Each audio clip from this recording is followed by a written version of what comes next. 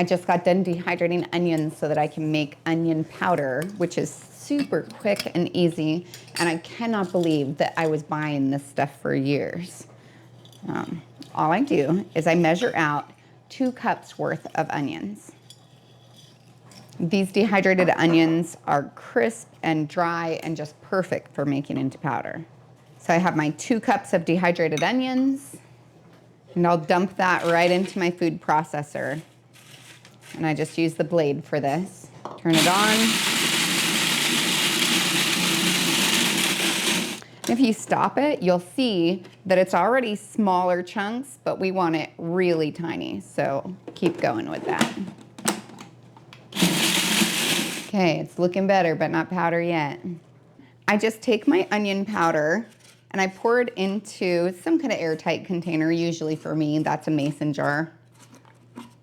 Something that I have. I really like using this jar funnel to get it in here.